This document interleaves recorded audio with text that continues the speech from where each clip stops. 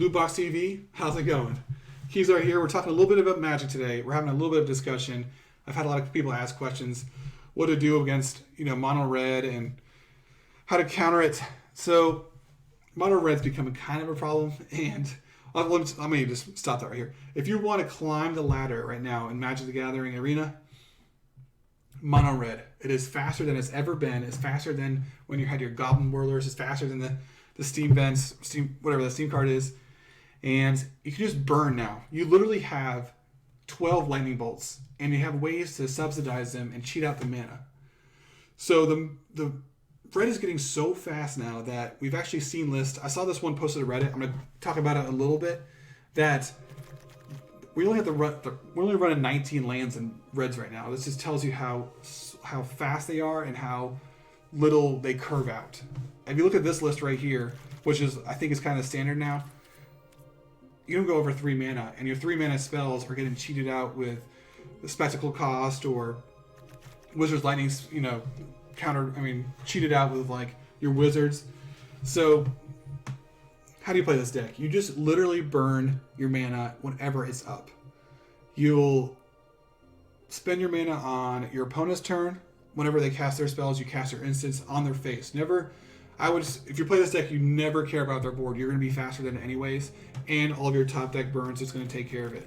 So you're not having to worry about their board at all, which is why we used to run the Goblin Whirlers and stuff. So there is one kind of sleeper that kind of activates everything, and that's the Spear. Everyone thought Fanatical Firebrand was going to be the way to activate Spectacle and how to get it out, but Spear is just doing so much better. It is a defender, so you can actually block with it. It's nice. You never want to block anyways. But this guy will actually squeeze out 4 damage before he goes, a lot of the time. 3 or 4.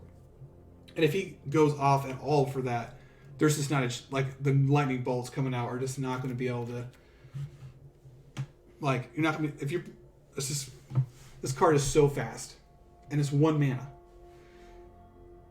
God, I hate this. I've raged a little bit against playing this deck, and I played it and I was like, wow, this thing's so broken. So anyway, you're keeping your electrostatic fields in. Same exact thing. You're just a little bit more expensive Spear.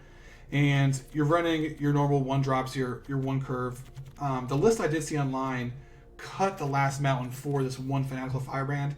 And more than not, I've actually used this guy to get that 1 damage over the wall. So I do like him. I don't know if there needs to be more of him in it or not.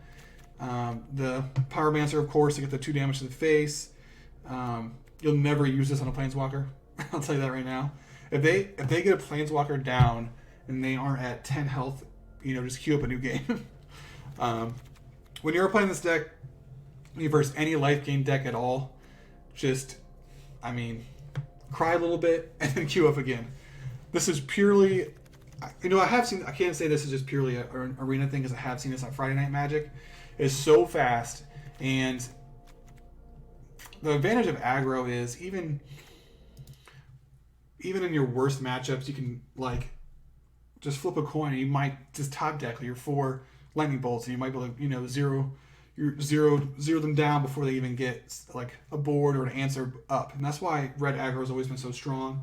I think as far as standard goes, it's the strongest it's ever been right now. So yeah, how to counter it. That's the main point of this video, actually, is how to counter this crazy fast deck. So life gain, of course, is the big one, and that's how there's, if you have more life gain than they have burn, a lot of times you can do this with even just the cat decks that are out there. Whenever you play a minion, you get that 1 life. But I feel like running that can sacrifice the fun that you have on Magic the Gathering online, because you're just playing this deck just to counter this meta. So there is a sweet spot, and I do think the answer, lies in a kind of an older deck, older as far as standard goes. And I've actually had a lot of success with this. Mono Blue Tempo. Mono Blue Tempo is back, and it can actually outpace these burn decks. And man, just the visual appealing of water just putting out that fire is so great. But yeah, so we were running Curious Obsession, obviously, that's like that's why we run these mono blue decks. Dive Down, this comes in handy so much more than you think. I had countered so many shocks with the Dive Down, and that just little tempo can usually snowball against a burn deck. Granted, the burn deck that we just talked about isn't going to spend a shock on your minion, but that's why I'm only running 2 of these guys. And of course, your 4 and 4, your Siren Storm Tamer is my favorite card. It's so flexible. It's a flyer. It's 1 mana. This is my favorite card. And of course, your Mistcloak to get your Curious Obsession through. 2 Spell Pierces. I have 2 Spell Pierces because this does actually stop a lot of things. It stops a 3 mana Fireball. Chart a Course. I did go down to 2 Chart a Courses because it's just not fast. It's just not fast enough against the meta right now. 2 Essence Shatters. The Spell Pierces took my other Essence Shatter and one of my other cards. Trickster, of course, that's kind of a staple of this deck. Okay, so Night Veil Sprite is actually something that I put in. I've won so many games, mid-range games and control games, by getting my Curious Obsession through with Night Veil Sprite, because it lets me cycle more efficiently. I can see the card, decide if I want it, and then a lot of times if I top deck a land, I can just put it in the graveyard and get something I actually need. So I've been debating putting more. The two mana is tough when you have your Siren, this 1. But man, being able to surveil before you draw, if you get that combo down, usually you win. So, and then Tempest Djinn, of course, you gotta have, this is the whole Tempest Djinn, Curious Obsession, and Mistcloak. If you have those 3 cards, you can actually you can build this deck for yourself and bring it to Friday Night Magic. You can bring it to tournaments even. It's just so efficient. And then the last kind of tech I put in here is Exclusion Mage. This guy is your mid-range savior. When they spend their 5 mana, 4 mana, you can bump it back and you send them back a turn and then you win. It's also a wizard, which is nice because you get a, you want wizards to help your wizard retorque that actual counter spell cost like it should cost.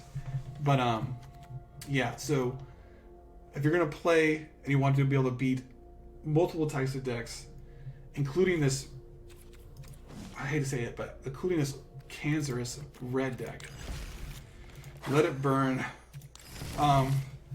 Mono blue is the way to go. It can compete with the 1, 2, 3, and it can win. It can actually do more. I've had games where I've done more damage than mono red. So yeah, Spear, man, Spear. I was right about this card. It's on my tier list.